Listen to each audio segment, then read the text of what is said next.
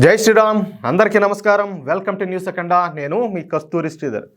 ఎవడైనా సరే ఎవడైనా సరే మన దేశాన్ని కించపరుస్తా కానీ తక్కువ చేసి కానీ మాట్లాడినా దేశద్రోహం చేయాలన్నా కూడా ఎవడైనా ఎంత తోడైనా కూడా పొట్టేలికి చర్మం కదా దిగదీసి అంటే దిగదీయాలంటే చర్మ తీసి వలసాలి ఒక్కొక్క కొడుక్కి ఊరికైతే కదా.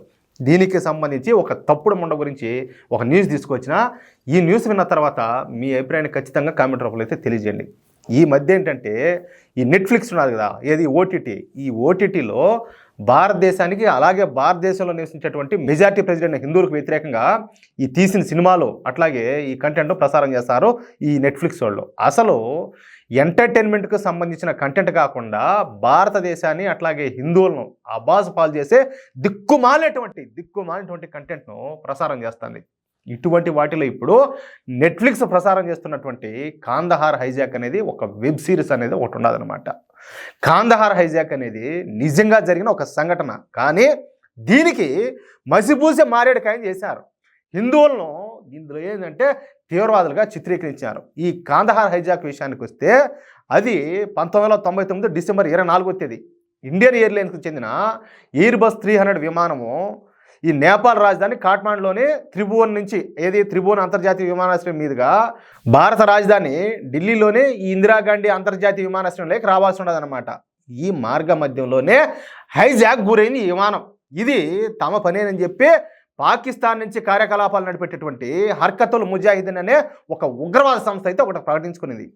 భారత కాలమానం ప్రకారం సాయంత్రం 5:30 గంటలకు భారత వాయుతలంలోకి ప్రవేశించినటువంటి ఈ విమానాన్ని కాసేపటికే ఈ సాయుధ ముష్కరులు అయితే హైజాక్ చేశారు. అమృత్సర్లో, తర్వాత వచ్చేసి లాహోరు, తర్వాత వచ్చేసి దుబాయ్లో దిగిన తర్వాత ఎట్టకేలకు ఈ విమానాన్ని బలవంతంగా ఆఫ్ఘనిస్తాన్లోని కాందహార్లో హైజాకర్లు దించేశారు. మొత్తం ఏంటంటే 176 మంది ప్రయాణికుల్లో 27 మందిని వీళ్ళు ఏంటంటే దుబాయ్లో దించినారు. కానీ ఒకరినైతే దారుణంగా కత్తులతో పొడి చేశారు, మరికొంతమందిని తీవ్రంగా గాయపరిచారు. తర్వాత భారత ప్రభుత్వం 3 పాకిస్తాన్ తీవ్రవాదులను వదిలిపెట్టడంతో ఈ హైజాకింగ్ కథ అయితే ముగిసిపోయింది. ఇది ఇక మన ఫ్లైట్ను హైజాక్ చేసిన వాళ్ళందరూ కూడా ముస్లింలే. వాళ్ళ పేర్లు వరుసగా నేను ఒకసారి మీరు చెప్తానండి. ఇబ్రహీం అదరు, షాహిద్ అఖ్తరు, సన్నీ, అహ్మద్ కాజీ, జాహూర్ మిస్త్రీ, షాకీర్, వీళ్ళంతా కూడా పాకిస్తాన్కు సంబంధించినటువంటి తీవ్రవాదులు. అయితే ఈ హైజాక్ని ఇప్పుడు ఒక వెబ్ సిరీస్గా తీశారనమాట. ఈ వెబ్ సిరీస్ పేరే కాందహార్ హైజాక్. అయితే ఈ కాందహార్ హైజాక్ వెబ్ సిరీస్లో ఇస్లామిక్ తీవ్రవాదులను హిందువులుగా చిత్రీకరించారు. చూడండి ఎంత దారుణమో, ఎంత అన్యాయమో, ఎంత దిగజారుడుతనమో చూడండి. అంటే భారతీయులకు తెలివి లేదా, వీళ్ళు ఏమైనా మూర్ఖులా అంటే చూస్తే అర్థం కాదా? ఎవరినైనా అసలు తీవ్రవాదులు అంటే ఎవరు ప్రపంచంలో మీరు చెప్పండి? తీవ్రవాదులు అంటే ఎవరు? వాళ్ళు ఏ వర్గానికి సంబంధించిన వాళ్ళు వీళ్ళు? ఒకసారి ఆలోచించండి. అట్లా కాకుండా హిందువుల్లో తీవ్రవాదులు కలిసి అది కూడా ఏది ఈ కాందహార్ హైజాక్ విషయంలో ఓరని అమ్మ ఎవడికి మైండ్ దొబ్బిందిరా సామే? కాదు, ఎవడికి మైండ్ లేదనుకుంటున్నారు, ఈ మాట చేశారు. అయితే ఆ తీవ్రవాదులకు ఏది ఇప్పుడు హిందువులను తీవ్రవాదులుగా చూపించారు కదా ఈ వెబ్ సిరీస్లో, ఆ తీవ్రవాదులకు వచ్చేసి బోళా, శంకర్ వంటి హిందూ పేర్లు పెట్టి ఈ వెబ్ సిరీస్ని నిర్మించారు. చూడండి ఎంత నీతిమాలితనమో. అసలు ఇట్లా టోన్ల మీద ఎటువంటి కఠిన చర్యలు తీసుకోవాలంటే నెట్ఫ్లిక్స్ అనేది కనీసం భారతదేశంలో ఎతికినా కూడా కనపడకూడదు, మరి యాక్షన్ తీసుకోవాలా. దీంతో ఈ విషయం మీద దేశవ్యాప్తంగా పెద్ద ఎత్తున అయితే నిరసనలు అయితే ప్రారంభమైనాయి.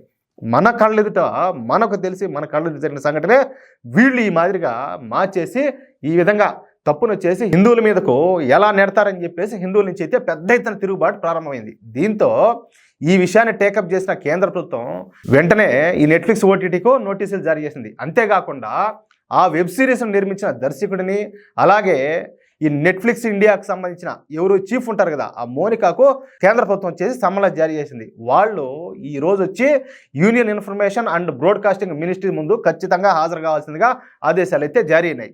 ఇక ఈ నెట్ఫ్లిక్స్లో ప్రసారం అవుతున్నటువంటి ఈ పనికి మాలిన దరిద్రపు కొట్టి కాందహార్ హైజాక్ వెబ్ సిరీస్ను నెట్ఫ్లిక్స్ కనుక తొలగించకపోతే మన దేశంలో నెట్ఫ్లిక్స్పై నిషేధం విధించే అవకాశం ఉన్నట్టు తెలుస్తుంది. ఇక ఏం జరుగుతుందో చూడాలా.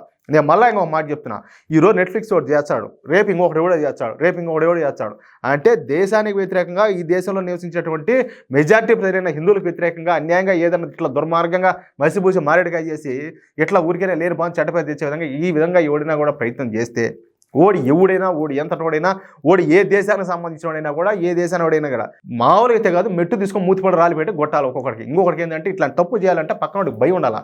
ఆ మాత్రం లేకపోతే వీడిని చూసి ఊరినైనా వీడి మార్చి చేశాడు కదా, ఏం ఓడి చేసే తప్పు లేదు మన చేసే తప్పు అవుతుంది అని చెప్పి ఇంకొకటి ఆ సాహసం చేస్తాడు. కనీసం సాహసం చేయడం కాదు, సాహసం చేయాలనే ఆలోచన కూడా వాళ్ళ మెదడులో కూడా రాకూడదు. వచ్చిందంటే ఆ తలకాయ ఉండకూడదు.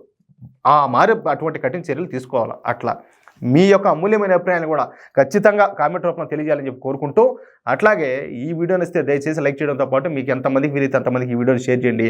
ఇంతవరకు కనుక మన ఛానల్ మీరు సబ్స్క్రైబ్ చేసుకుంటే ప్లీజ్ ప్లీజ్ ప్లీజ్ నేను జాతీయవాదులందరినీ తెలుగు వాళ్ళందరినీ నేను అడుగుతున్నా, దయచేసి ప్రతి ఒక్కరు కూడా మన ఛానల్ సబ్స్క్రైబ్ చేసుకోండి. ప్లీజ్ సపోర్ట్ చేయండి. జై శ్రీరామ్.